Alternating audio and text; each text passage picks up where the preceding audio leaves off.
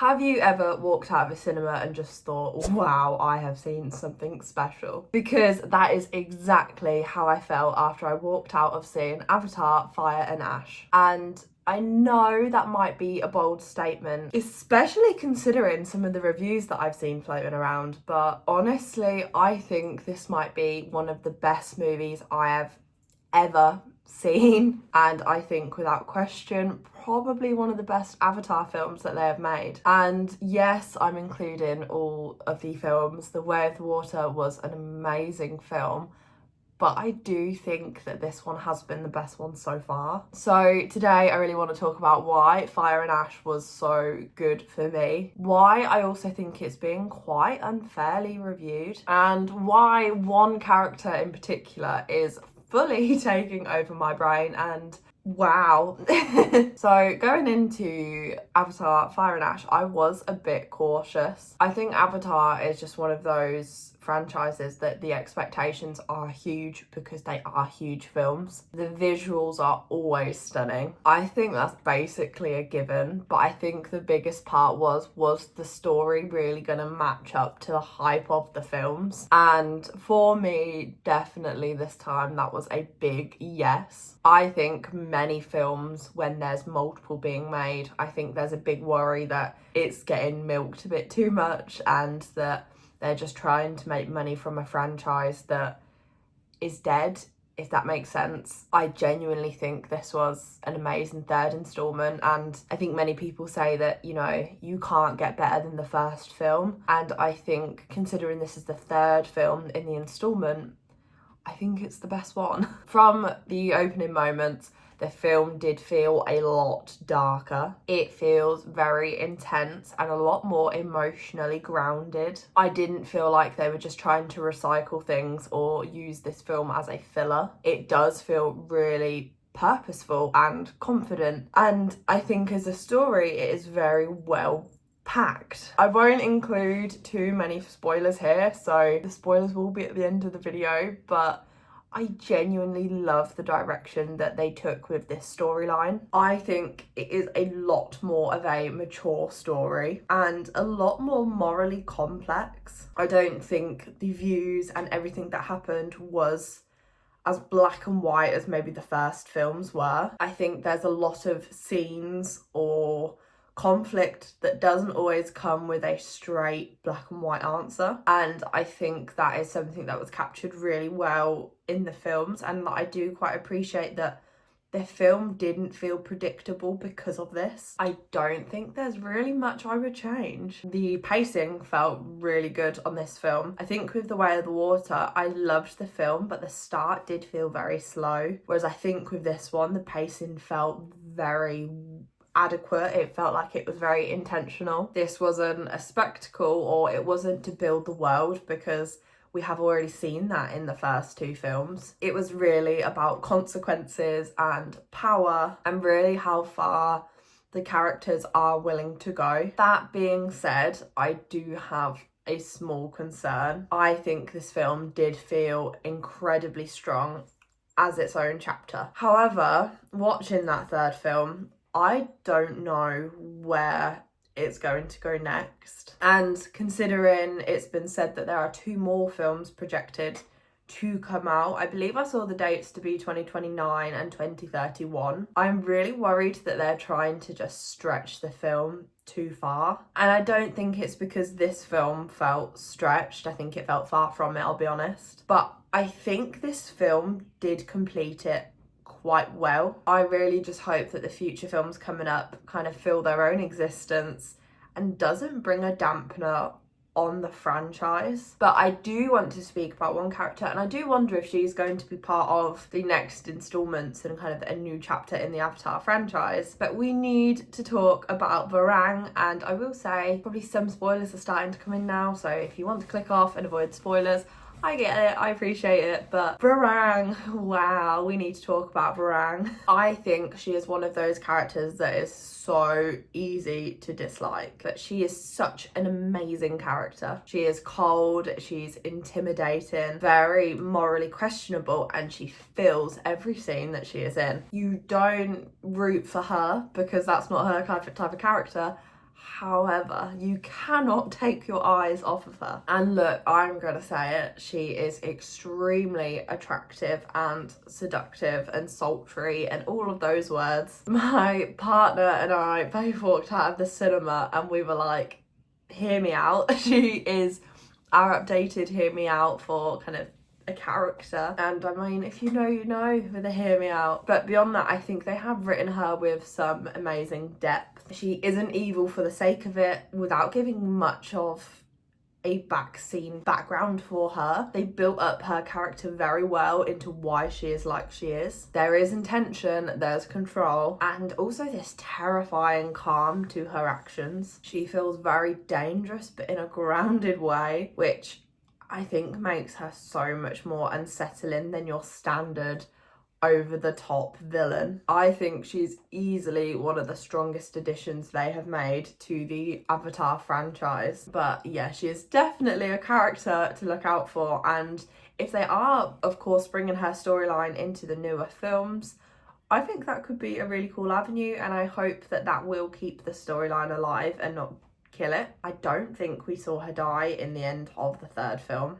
So if she doesn't die, then I'm assuming she will be brought forward for the next installments. But wow, she is an amazing character, and yeah, me and my partner both agreed she was definitely eye-catching material. So one thing I do really want to talk about, and kind of on the back of the dark themes, also some of the sexual scenes, because there's a bit of chemistry between Varang and one of our other big characters in this film. I want to talk about the age rating, because I'll be honest, there is no part of me that believes that this new Avatar film is a 12A. So if you don't know what a 12A is, quickly summarising it, a 12A is the cinema ranking for the film ranking for what age can watch the film. 12A would be 12 and above, or with an adult supervision, it can be under 12. Personally, I think this is probably closer to a 15. I wouldn't say it reached 18, but I definitely don't think it was suitable for 12-year-olds. The tone alone is much, much darker than the other films, but it is more than that as well. I think the violence is quite intense, probably a little bit more intense than the other films. The themes are heavier, and some of the imagery is genuinely very upsetting. In this film, you do have themes of suicidal thoughts and a suicide attempt, which again, I don't think right for 12-year-olds to be seeing, and not under 12-year-olds either. There is also, you know, with the fighting, you see arrows getting pulled through to kind of block the wounds, and they're very graphic, and I just don't think those are things that 12-year-olds should be seeing. For me personally, for an action film, I think for a 12-year-old to see it, you should be able to see the action, and maybe you can see killing, but nothing graphic and no end results. I think that would be my judgment of where I think it should be. You do see end results in Avatar, and it's a lot more graphic, and I just don't think that is the best thing for 12-year-olds to be seeing. And yeah, of course, it isn't just action heavy, as I just mentioned before. It is emotionally very intense. There's cruelty, there is moral ambiguity, and scenes that do linger in a way that make you uncomfortable. It isn't light and a family-friendly film, because I think Avatar sometimes felt a little bit more that way. This film definitely did not feel lighthearted. I would want a serious warning if you took a child in to see this, because I just don't think that that was appropriate for younger children to be seeing. And of course, that's not because it's a bad film. If anything, I think arguably they've done it so well that the age rating might need to be bumped up, just because it is very emotionally raw and complex and graphic. I think I could understand why it's pulled a 12A, especially because I believe the other films were 12s. So as a rule, I think franchises usually stay with the same age rating, but I genuinely think 15 would have made a lot more sense. And I think for viewers going in, it can help manage those expectations a little bit better. But there's something that is genuinely confusing me, and I don't understand it, and it's the reviews that I've seen. There are some very harsh reviews, especially one that I saw from the BBC, and I honestly just don't get it. I think there's been like reviews calling it weak, unnecessary, or lacking substance, and I genuinely don't see how they got that from the film that I've just watched. Is it long? Yes, but all of the Avatars are very long films. Is it visually intense? Absolutely. It is Avatar. I would be disappointed if it wasn't. And I feel like this time the visuals are backed up with a very good storyline, that the visuals aren't unnecessary. I think everything is a lot more focused and a lot more emotionally charged, which I think you can argue maybe the first two films don't have as much. So I think for me, Fire and Ash actually improved on everything that the first two films had created. I think the characters felt a lot more layered, the conflict felt a lot more grounded, and I think the themes hit harder and things had a lot more intention. I think if anything, this film has really proved that Avatar isn't just there for the visual effects, it is there for complex storytelling, and I think that's a massive attribute for this film. So when I saw the really bad reviews kind of slating the film, I genuinely don't get where they've come from. So I do want to go fully into the kind of what I can't stop thinking about part. So there will be very explicit content warnings here. If you don't want to know all the details, of course, I'm going into them. So do what you need to do. I think there were so many parts of this film where I really thought, I can't stop thinking about this days after we have seen this. So of course, right from the beginning, the film does set a very emotional tone. You do remember from the end of the last film, the brother does die out of the initial big family. So the film does set a very heavy emotional tone, especially with the younger brother. The scenes where he is very clearly experiencing suicidal thoughts following his brother's death were very emotionally heavy, and they were honestly shocking in the best way. I think they handled them with such seriousness and restraint, and it immediately told me that the film really wasn't taking anything lightly. There's this constant heavy undertone throughout the entire movie of him carrying the weight of his brother's death. It just never disappears. It informs his choices, his silences, and just the way he really moves about the world. That kind of grief I don't think is always mentioned in films, especially ones like these. And the way they do it, they don't just explicitly say he is grieving. It lingers and it feels so real and so raw, and without constantly referring to what the problem is, you can tell what the problem is. With the kind of attempt that they made with the character, it was very emotionally charged and it was a very heavy moment in the film, and I think they did it really well. But then there's also another part of the film that I cannot stop thinking about, and that is Ronal. So she is kind of the water head mum kind of figure, and she dies during this film, and her death after giving birth absolutely broke me in the cinema. I was crying watching this scene, like full on cried, because I think this was so beautifully written and performed. I don't think it felt rushed or melodramatic, and I don't think it necessarily just existed for the shock value. I think there was kind of,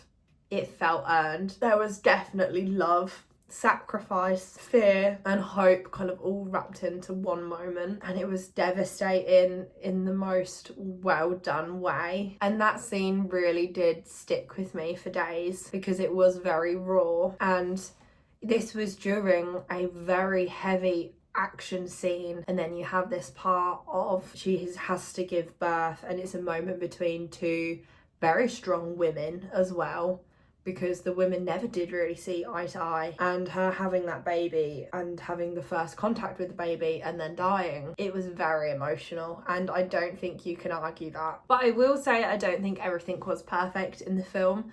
As much as I loved it, I do think it's probably one of the best films I've ever seen, but I will say everything wasn't perfect, in my opinion. I think there's a couple bits of storylines that could have been fine-tuned, and I think that is especially prevalent in Spider's storyline. I feel like his storyline arc could have always had a lot of potential. I don't always think the way they landed it carried the emotional weight that it should have, or the choices that they made. I don't always think they made the most sense or the most impactful sense. And also personally, I wasn't always keen on the humour in the film. I think there is a couple moments where the humour kind of pulled me out of scenes that I think were very incredibly intense, and then there were some jokes that were thrown in that just kind of broke that moment, I feel. I don't think it ruined the film for me at all. Of course, I said I really loved it, but I do think there are some moments that the jokes really undercut the moments, and they could have left those moments to kind of breathe and just experience the emotions without kind of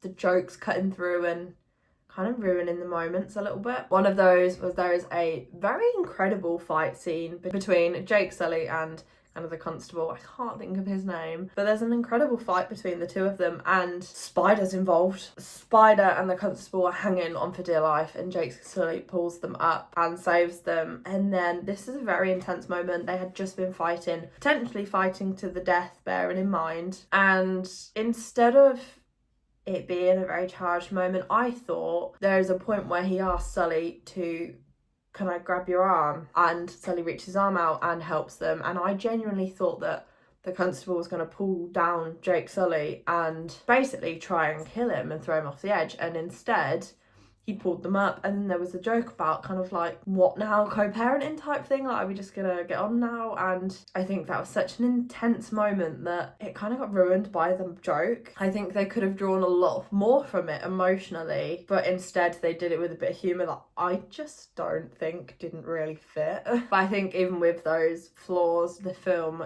did really pass the mark for me. It is living rent-free in my head. I keep talking about it and I keep really thinking about how it made me feel, and I think that's when you really know something was done well. I think emotionally it sparked a lot of feelings, which it wasn't just a beautiful film, or it wasn't just an action heavy film that was really impressive. I think it was very layered, and it's made me feel things towards the film. I think this was a really fantastic film. It's bold, it's visually breathtaking, emotionally intense, and surprisingly very character driven. It did take risks. I think it introduced one of the best made villains we have seen in a long time, and it really delivered a story that I cannot stop thinking about. Is it perfect? No, I don't think it's completely perfect. And am I worried about the next films? Yes, a little, definitely. But I think from where we are right now, Avatar: Fire and Ash was the best film in the franchise, in my opinion. And I do think it deserves a lot more praise than what it is getting. I'm really curious to hear your thoughts about it. I'm very passionate in thinking I loved this film, but obviously views will always be different. Do you think the emotional side of things hit as it should have done for you? Or did you think kind of heavy undertones were unnecessary, or just something that you didn't want to see in the Avatar franchises? I'd also love to know kind of what you thought about Spider's storyline arc and the final stretch of the film, because I do think this is one of those films I think everyone will walk away with a different point of view and a different opinion. I don't think it was just a visual experience. I think it was a very heavy emotional one, and honestly I just don't understand the negative reviews. Even if it wasn't the best one in the franchise for you, I don't see how they thought it was a really bad film. So please, if you do want to see it and you've put it off because of the reviews, don't listen to it, form your own opinions, and I definitely think it's worth going to watch, especially in the cinema. I think there are some films that, you know, you don't need to go cinema for. You can probably just watch it at home. I think that film was so good in cinema.